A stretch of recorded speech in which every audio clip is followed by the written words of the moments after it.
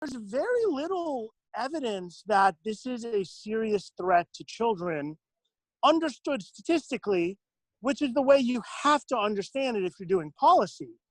Yes, it's sad. One child dying is really sad. And if God forbid, it's one of our kids, we're going to be decimated. And God help us. I mean, and I get it, but we can't make policy based on statistical possibilities that are very, very, very rare. And when you look, like, for example, Sweden has 1.8 million children. They kept schools open, and of those children, 0 died from COVID, even as schools were open. And you look at the statistics from the US, from the UK, the threat to children from COVID is very, very low. It's lower than the flu for children. It's not lower than the flu for adults, and certainly not for the elderly. But for whatever reason, children have it profoundly, profoundly good with respect to COVID.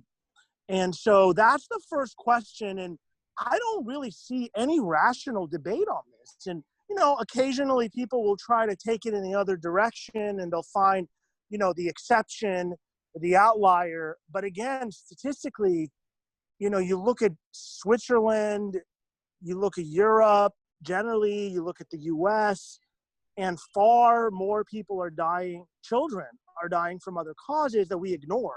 I mean, worldwide, 2,000 children die a day of pneumonia, and we've had 30 to 40 under 15, I think, total in the US that have died from COVID. In the same period, I think we had 120 or so that died from the flu. So our approach to COVID is just not rational if we're trying to protect our kids. To protect them from COVID statistically makes no sense. It's not a sufficient threat, certainly not to warrant closing the schools. So that's kind of like my big first point, is that there's really very little controversy. Closing the schools to protect children from COVID makes no sense. Now, the second two questions are a little more complicated. And, so children, for whatever reason, get it less. And when they do get it, it doesn't seem like they transmit it as much. And so this goes to the second question, which is, what are the risks from children? And so this is relevant to understanding, what risks will teachers face when they're around children? And then what risk does the community as a whole face as a result of increased transmission that'll manifest and say the children bringing COVID back home to their parents, or just broadly spreading it? And so this question is where that South Korea paper, and am I making sense so far? Oh, yeah. No. I don't want to ramble. Okay. And so, it's funny, there's a bunch of papers on this, and most of them are just guessing. And then there's one study, Iceland, where they took virus samples from several hundred people who were positive, and they were able to conclusively figure out how likely are kids to give it to adults versus how likely are adults to give it to other adults, or adults to give it to children. And they found it was much more likely for adults to transmit than children. And the chief scientist there who's running this said it's crystal clear. And they're the only people that have done the genetic work to confirm this. And so some of these other papers are just speculating. I don't see how a good scientist would use speculation over definitive analysis out of Iceland. And so I'm convinced that the best evidence gives us assurance that children also are less likely to transmit. So the risk from children is also reduced. And there's an interesting German study where the author pointed out that, having kids around is more like having a brake, when you apply a brake to the dynamics of transmission, compared with applying the accelerator. And so it seems like there are a lot of scientists who are seeing the same trend. When the scientists in the Netherlands did contact tracing, they found that children very rarely, in fact, I think they trace infections back to kids zero, like none. Now, I'm not saying it's impossible for kids. What I think we take away from this, from the Netherlands, Ireland also found zero transmissions. And there's a really cool case where a kid who I think was skiing in in Switzerland, and he had COVID. He also had another para-influenza virus, I believe, and he was exposed to hundreds of people. He gave COVID to zero, and I believe he gave the other virus to like 60. So what's also interesting is kids do transmit other viruses, but for whatever reason, it doesn't seem like they transmit COVID very much.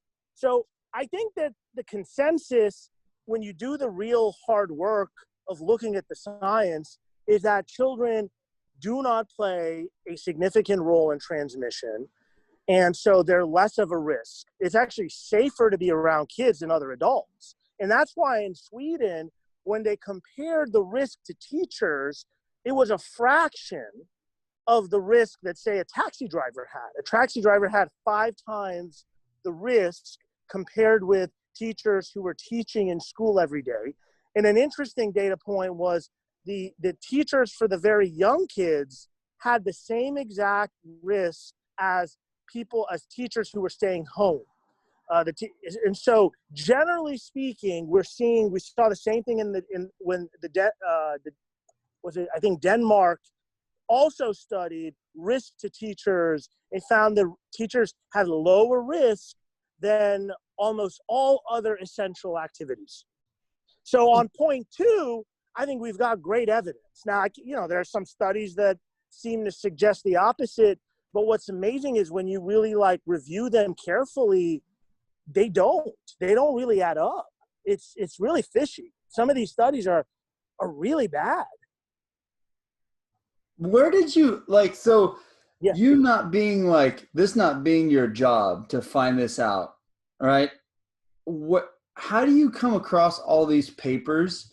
Where do you find all these things, these studies and papers, and then you repost all of them? You can get all of those from your Twitter. In fact, if you Google your name, which, before I have guests come on, you Google your name, and it's just rows and rows of you being cited for reposting a study on websites and everything else about coronavirus. If you Google your name, nothing comes up. You would think that you're a coronavirus scientist. Yeah, I don't know, man. I will say probably I should give credit to my ex-wife. She's a doctor. She's a pediatric specialist. She's at one of the fanciest children's hospitals in the world. And, she's very, very smart and educated. And, I definitely learned a lot from engaging with her over the years. And then I'm pretty good friends with someone who's a professor of medicine at Stanford, and we talk kind of daily about this stuff. And so there are other friends I have that I learn from who are doctors and scientists. And, a lot of this stuff too, you just kind of follow the right people. And what I like to do is I follow people I disagree with. I will be more zealously paying attention to people on the other side. I feel like that's the best way to learn, because we all have confirmation bias. We're all looking for what is going to agree with us, and you just gotta fight that. And so I always looking at Andy Slavitt and Eric Topol and a lot of guys on Twitter who definitely seem to be going in the other direction on a lot of these issues. And so, I see their sites and I read them and, share them with other scientists I know and pick their brains. But yeah, man, I don't know, dude. It's kind of, I have a, it's a problem I generally have is when I get really passionate about something, I probably overdo it. And so that may be what's happening here. I'm just kind of, and plus, honestly, I got 3 little kids. They live with me here in Dallas. And, it breaks my heart to see what they're going through. And they're blessed. They're lucky. We have resources. I can try to mitigate the pain they're going through. And I just think I grew up, I went to public schools. My parents didn't have a lot of resources when I was young. And, I just think about kiddos that are being denied the public school system for very little rational basis. And that's kind of point 3, right? Is what are the harms? So we talk about the harms of the virus, but we got to talk about what are the harms of shutting schools.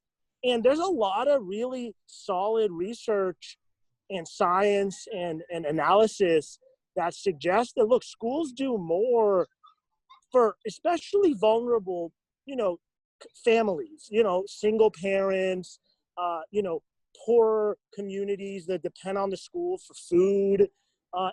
Some households are not very stable. And for a lot of children, the public school gives them an opportunity to transcend their circumstances, to find a safe environment where they're stimulated, challenged. And, public schools aren't perfect, but for a lot of kiddos, they're significantly better than what, the alternative is. And to have protracted closure of the public schools seems really, really dangerous. And there's actually Emily Oster, who you should follow. She had a post about a month ago where she analyzed what's likely to happen, or actually not likely, where they, I think, literally looked at more affluent children and poorer children, and they looked at their math scores, and the difference between the two grew dramatically during the last several months of school closures. And so what really, a lot of the people who don't seem to care about closures, a lot of them, dude, they got 3 nannies. They're living in a mansion. They don't care because their kids have more tutors than they know what to do with. And so I think there's a lot of harm here. And that's something I feel very passionate about. I mean, I benefited tremendously from the public school system.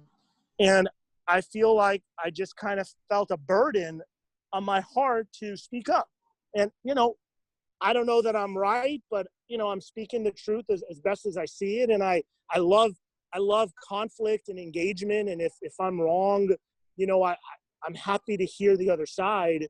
But the more I've looked into this, it's been really sad to me how this issue has been politicized. And I just, it really breaks my heart because I don't see this as politics. Yeah, I mean, and that's one thing I appreciate. That's what drew me to your site a lot, is that it's all science-based stuff in there. And I can't even remember one instance of yours where you go, if the president had just did, or if the governor, or if this person on the Democratic side or Republican, nothing ever leads to or ends with or in the middle is ever political. It's all literally just about the virus, its reactions, what the study actually found. And then you even say well, hold up, we can't just look at this study. We have to really look let's wait for more info to come in. And you kind of you look at a very honest perspective and then roll with the data that's provided in those papers. Thank you. I'm flattered that, you see it that way. That's my goal, is definitely, I feel like when you're trying to persuade people, there's 3 things that count. It's like how logical you are, but number 2, how clear you are. Number 3, how credible you are. And, I think a lot of people will focus on the logic and even the clarity, but if you're too biased, if you ignore the data that goes the other way, you lose credibility. So, I mean, one thing I'm really trying hard is I'm always looking for the counter example. And I always want to focus. I took a day and I read that South Korea paper several times and talked to several experts about it. And I wrote up my thoughts and, I try to be very objective about it. I mean, I'm sure there are times where my biases affect me, but, I'm trying on that front because I really think if you're going to make a difference, you want to have the credibility, the clarity, and the logic. Yeah, and you know what you were saying about all the like the schools and the closing. This is one thing, and then the politicizing, um, and you're wanting to find out real stats. That's where I'm at. I'm at a place where I want to find like the truth. I don't like if you start leading with something, you get super emotional about it, like mask.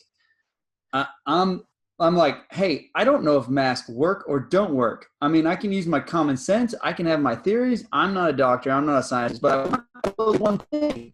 And this is the question I want answered.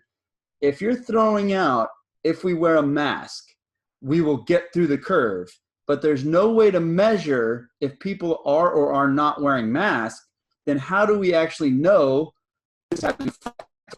that it's from the mask because we don't know who is and his isn't wearing. That's impossible to gauge. Right. No, So that's that's fair. Yeah, I mean, that's fair. You know, the mask issue, I'm kind of in the middle as well on. I haven't looked at it closely. And I do think it's very difficult, though. I think your point is well taken, which is it's actually hard to know. It's hard to test the hypothesis that masks work um, in a definitive way. I think it is hard. You know, I'm open. It's funny. Most of my followers, I've noticed, are very opposed to masks. And I mean, I get like, you know, if I ever say something that's a little too pro mask, I notice I get like, hey, you know, don't, that's a face diaper. Why are you wearing you want us to wear face diaper? There's a lot of, you know, disdain for masking. And, you know, I don't feel that zeal that most of my followers do on the mask issue. I'm trying to be a big tent on the mask issue. My guess, if I was forced to take a position on masking, is that the evidence on cloth kind of homemade masking is fairly weak, and we probably want to err towards higher, better quality masking. Other things being equal, I think everybody would agree with that. It doesn't seem rational to avoid improving the quality of the masks we're using. Cloth, you know, homemade masking, I don't entirely know what the evidence base is for that. But I do think it's hard to deny that quality masks used well, used as they are designed, are likely to play a role in managing the disease. My guess is that the most important thing masks do is that when you get the disease, it mitigates the severity of the disease, because when you acquired the infection, the volume, the viral load by which you acquired the infection was reduced through the effect of the mask. But again, this is unlike what I have to say about schools. I feel strongly about, and I've read all the papers that I'm referencing. My thoughts on mask is just speculation from skimming stuff here and there. So, you know, I'm open to learn. I'm open to be corrected. I know there's a lot of evidence that kind of goes both ways on the masks. And I think it's probably better if you're pro-mask to kind of admit some of that. And honestly, I think the big argument for masking is probably a practical one, which is what's the harm? And you know, if we teach people how to use them correctly, there isn't, you know, and now that said, I've seen a lot of people come back and say, oh, well, there's a lot of harm. You touch your face, and if it's a cloth mask, it gets wet and then it holds the germs. You know, so there's conflict on this. For some reason, my intuition is that it still probably makes sense to try to use quality masks and use them properly, and that there's probably some benefit to doing that. And I think Japan is a really good example, because it's really hard to explain Japan, because they didn't lock down and they used a lot of masks and they had really good results. So, you know, look, that doesn't prove anything, because as you said, like, we don't really know what would have happened had they not used masks. Is it possible they have more natural immunity in that part of the world? It's all possible, but it's also possible that the masks made a difference. because it was an intervention that they adopted, and they did very, very well. In fact, I think Japan is one of the most amazing data sets in the world, because it's a country that's 100+ million, and they've got about 1,000 deaths. That's crazy. I mean, you know, the US is 300 million and we're at 130 plus. New York is 20 million and they're at 30. I mean, what Japan has accomplished is breathtaking. And the fact that Japan accomplished it without a full lockdown, to me, is one of the biggest pieces of news that people should be all over. And I feel like it gets no attention. Well, that was kind of my point with the mask thing. I mean, that your theory on that and what you went on just proves exactly that when you're looking at stuff, you've got to look at it honestly. Like, we don't know, and I don't know. But if you say something like, "Hey, this mandate for masks," I think you're giving people some false hope that masks are going to save the day when you can't gauge it. So why don't we add some other things in there? Education, look at what the issue is instead of just simply one thing. I mean, finding out the actual stats is what, like the actual numbers and data, and what you just cited about Japan. For some reason, it boggles my mind that people they want to follow the places that normally lie about stuff on, like China and you name it. Like, and then when somebody who has no reason, Sweden, I don't know what reason Sweden has to lie. Like, I can't think of one. I can't think of anything in the news. But for some reason, places like that and the Japan thing, this is the first I've really heard about it. They seem to want to discount those things right there as, well, and then they come up with an excuse and they move on to the next subject. Well, hold on. Let's see what Sweden and Japan did and try to learn some things out of how they handled the whole process. Yes. In fact, and I think Sweden gets so much hatred, and I really don't get it. I think it remains to be seen how Sweden fares, and you know, there's still a lot of other countries that are adding cases and adding deaths. And Sweden is, I think today they had no deaths, and I think as of yesterday or the day before, Australia had more cases than Sweden. And so, you know, the race isn't over. And so I think people called Sweden as the loser a little early. I mean, I think it remains to be seen.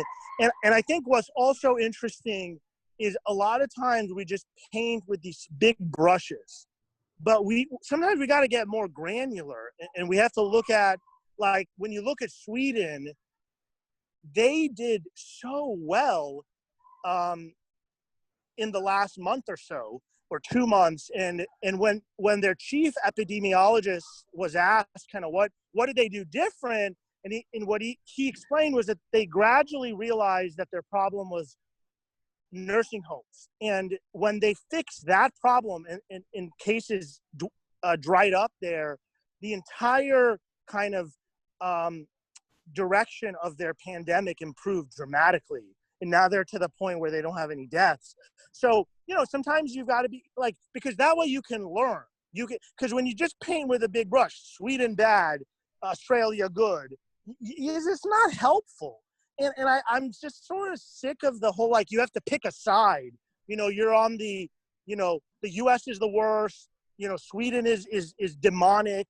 And like, there's just these kind of weird, almost religious affiliations. And I just don't get it. I mean, I think we should all be kind of trying to collaborate to figure things out.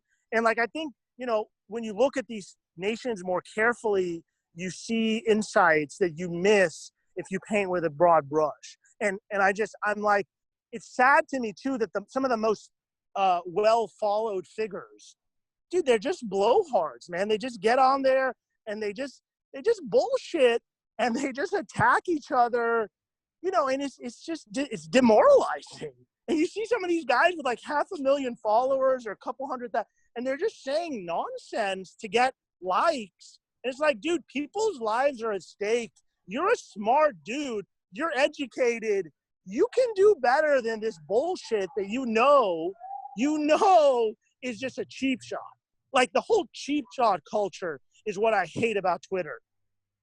Oh yeah, that is a. Right? But I mean, here's the thing about the schools, and we can go back to Yeah. that, which is why Yeah. one thing, and maybe you've read some things on this as well, but like the thing that really concerns me is a lot of parents nowadays are relying on the public school system for their socialization for their kids. So like we're real Yep. busy, and the social part is so important. And I can tell you how I know that from not a doctor perspective, but being homeschooled myself growing up, right?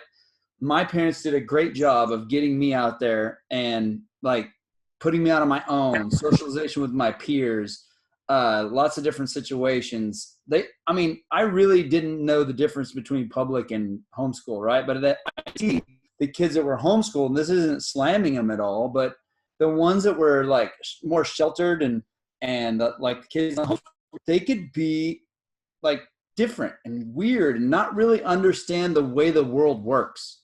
And it really messes with the social aspect of like their head and understanding. And so like you see these people on Twitter blowing up right now because we've all been in quarantine. Everybody's just like going off the rails and stuff. And I really think a lot of it has to do with lack of legitimate socialization between humans. Yes, I agree. In fact, I think for a lot of people, the whole quarantine, especially people who've taken it very seriously, I mean, some of the psychological costs are serious and damaging. And for some children, they're depressed, you know, and it's a serious problem. Like humans are social creatures. We're not designed, you know, to be isolated. Whether you believe in a God or you believe in evolution, we certainly didn't evolve to be isolated. And if you believe in God, we're created in the image of a personal God. And, you know, we're social creatures. It's our essential nature. It is unnatural. It is insane, actually, like literally insane to contemplate, you know, a protracted, indefinite isolation. It's ridiculous. It makes no, and you don't, and the reality is the country that did the best in the whole world at managing so far didn't really adopt this kind of draconian lockdown. And so we got to step back. That country is Japan. That's what I'm referring to. And so I just don't see that. Number one, I don't think we need to, and number two, I don't really understand how we even think it's possible. Like there's this saying in philosophy that what you should do presupposes what you can do. In other words, if you can't do something, it makes no sense to say you should. Like, let's say, right, you say, oh, you should date Selma Hayek. No, I can't. I mean, what we're going to sit here and debate whether I should do it. We can't isolate indefinitely forever until there's a vaccine. We can't. So why are we wasting time? Let's figure out solutions that work. For example, let's protect the most vulnerable. Let's ask and see if they can help us spend more time with each other. Let's spend times outdoors. You know, I think the distinction between indoor and outdoor seems to be very, and you know, let's find unity and society, and let's make some risk, you know, balancing decisions. For some younger people, they should be meeting and mingling, and the risk to them is so low that, especially if they can insulate themselves from transmitting to, say, their elderly relatives, I mean, it's better for them socially, psychologically, and the risk to them is very low from the disease. And I don't think there's anything wrong with acknowledging this and empowering people to make decisions. You know, the response is, oh, well, then they're going to get it and they're going to give it to grandma and then grandma's going to die. Well, if the concern is protecting grandma, well, let's find ways to shield grandma. But why do we need to quarantine granddaughter or grandson? I'm not seeing and in fact, the irony is that these same people, they're pretty cool with, my cousin showing up in the middle of the pandemic to fix their internet. So, they're cool with what they need for their stay-at-home, work-from-home life. Oh, yeah, we got to make exceptions for internet. I need a haircut. They're willing to make exceptions, but then they kind of flip and they get on their high horse. And it's like, well, we all need to lock down and, young people, and they shame young people for going to the beach, which is ridiculous. Now I'm just rambling. But anyway, yeah, I do agree with you. Socializing, psychology, there are a lot of dimensions to what's going on. Well, if you've ever been to a beach, like I grew up on the coast, I lived, spent almost my entire life like on a beach, hanging out by the water, the ocean, fishing. Right. Where did you grow up? Right next to South Padre Island. Oh, cool.